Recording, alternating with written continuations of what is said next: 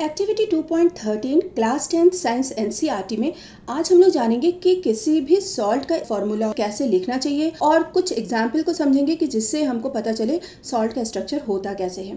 तो मैं उम्मीद करती हूँ कि आपको आयन का कंसेप्ट क्लियर है कि आयंस क्या होते हैं, आपको ये भी क्लियर है कि पॉलीएटॉमिक आयंस क्या होते हैं। और अगर ये चीज नहीं क्लियर है तो आप मेरी क्लास 9th के 3rd chapter atoms and molecules की प्लेलिस्ट में जाकर के एक बार सभी वीडियोस को, स्पेशली वैलेंसी पे बेस्ड हमारे वीडियो को जरूर देख लीजिए।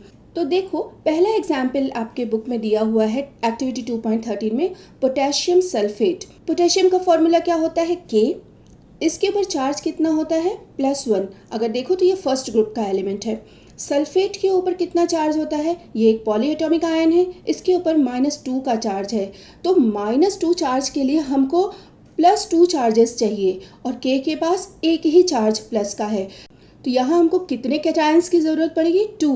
तो K2SO4 is the structure of potassium sulphate. इसी तरीके से सोडियम सल्फेट देखो, अब अपना कॉमन सेंस लगाओ। सोडियम भी फर्स्ट ग्रुप का एलिमेंट है, इसके ऊपर भी +1 का चार्ज है और सल्फेट के ऊपर -2। तो एक सल्फेट के साथ 2 सोडियम एटम्स लगेंगे, Na2SO4।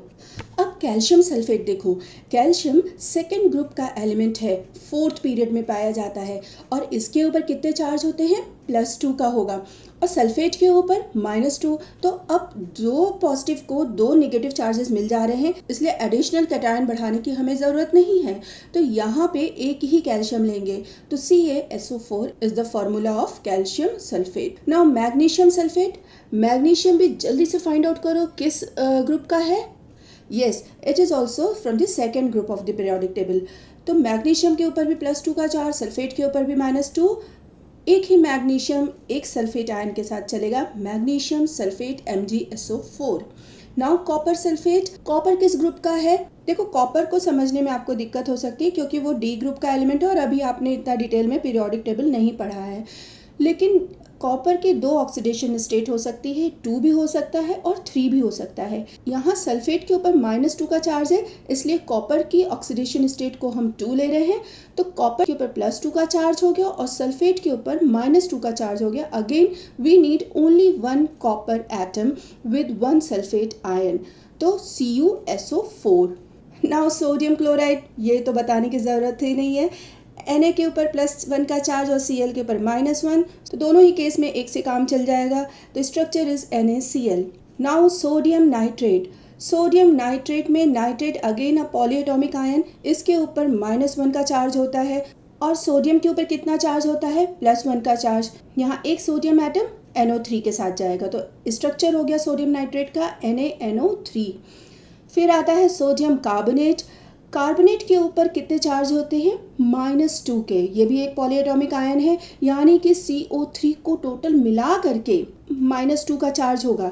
इस -2 के चार्ज से पॉलीएटॉमिक के केस में इस बात से कंफ्यूज मत होना कि ऑक्सीजन के ऊपर -2 का चार्ज है, नहीं, पूरे CO3 सिस्टम पे -2 का चार्ज है। सल्फेट के केस में पूरे सल्फर और ऑक्सीजन के पूरे स्ट्रक्चर पे -2 का चार्ज है, तो इस चीज़ को हमेशा ध्यान रखना। अब आता है अमोनियम क्लोराइड, अमोनियम के ऊपर +1 का चार्ज होता है, ये भी पॉलीएटॉमिक आयन है और क्लोरीन के ऊपर -1 का चार्ज। ये आप देख सकते हैं पीरियोडिक टेबल में 17th ग्रुप में ये पाया जाता है, तो इसके पास सिर्फ एक इलेक्ट्रॉन लेने की टेंडेंसी है, इसलिए क्लोरीन के ऊपर सिर्फ एक नेगेटिव चार्ज आएगा। तो देखो revision, potassium sulphate, sodium sulphate, calcium sulphate, magnesium sulphate, copper sulphate, sodium chloride, sodium nitrate, sodium carbonate और अमोनियम क्लोराइड।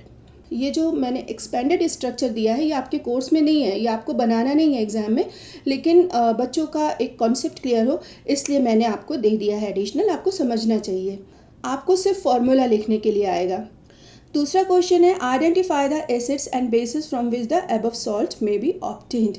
अब देखो, यहाँ पे बस आपको ये पता करना है कि जो सॉल्ट दिया गया है वो किस तरह के एसिड और बेस से मिलकर के बना हो सकता है। पहला एग्जाम्पल हम ले रहे हैं पोटेशियम सल्फेट। देखो, पोटेशियम सल्फेट में पोटेशियम कैटायन है और सल्फेट एनायन है, यानी कि पोटेशियम पॉजिटिव है और सल्फेट नेगेटिव है। किसी भी एसिड में हमेशा हाइड्रोजन ही पॉजिटिव स्टेट पे होता है और उसके बगल वाला जो पार्ट होगा वो एनायन होगा। यानी कि जो सल्फेट है वो एनायन पोजीशन पे होना चाहिए। तो हम एक ऐसा एसिड ले जिसमें एनायन की पोजीशन पे हमको सल्फेट ग्रुप मिल जाए। तो अगर हमको किसी एसिड में सल्फेट ग्रुप चाहिए तो उसके लिए कौन सा कॉमन एसिड है? Sulphuric acid, H2SO4। तो फिर सोचना क्या है, ले लो सल्फ्यूरिक एसिड, लेकिन हाथ में मत लेना, सिर्फ पेन से कॉपी पे लिखना, ठीक है, डेंजरस होता है। तो जहाँ कहीं पर भी सॉल्ट में लास्ट में सल्फेट लिखा आए तो बिंदास आंख बंद करके क्या लेना है अपने को? Yes, sulphuric acid. अब आता है कि कैटायनिक पोजीशन पे हमको क्या मिल रहा है, that is potassium in this case. अब ध्यान दो, कोई भी बेस जब हम लेते हैं तो उसमें हमें एनायन क्या मिलता है? OH, hydroxyl ion.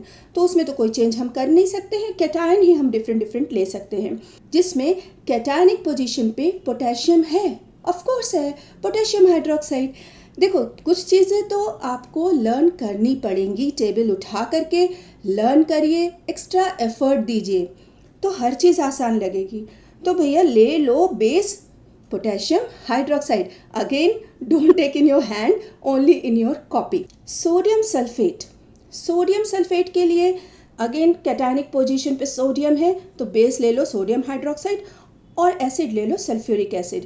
Calcium sulphate, sulphate के लिए फिर हमको सल्फ्यूरिक एसिड लेना है, कैल्शियम के लिए हम कैल्शियम हाइड्रोक्साइड ले सकते हैं।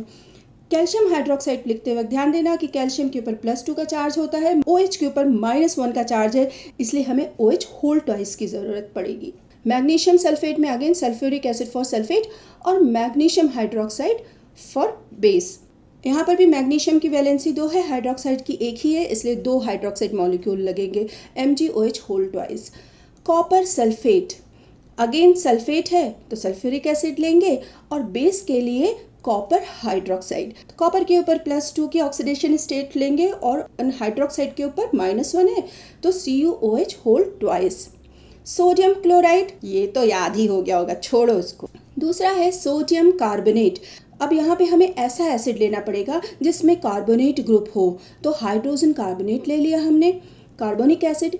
और बेस के लिए क्या ले लेंगे? Sodium hydroxide. Ammonium chloride, chloride है तो उसके लिए जहाँ कहीं भी क्लोराइड है तो आंख बंद करके हमको क्या लेना है?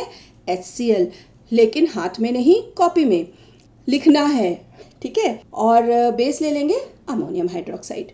अब देखो क्वेश्चन नंबर 3 है, how many families can you identify among the salts given in this activity. अब देखो इनका परिवार बसाना है हमको, तो ये ध्यान दो कि परिवार कैसा होता है, सब एक जैसे ही होते हैं ऑलमोस्ट, है ना, एक फैमिली से सबकी जेनेटिक्स मिलती जुलती होती है।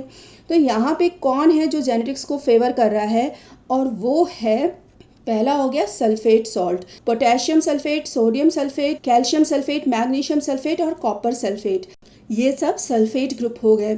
फिर हो गया क्लोरीन, क्लोरीन आपस में बहुत कॉमन है, सोडियम क्लोराइड और अमोनियम क्लोराइड। तो ऊपर के 2 तो हम लोगों ने ग्रुप किए एनायन के बेसिस पे, sodium sulphate, sodium chloride, sodium carbonate, sodium nitrate.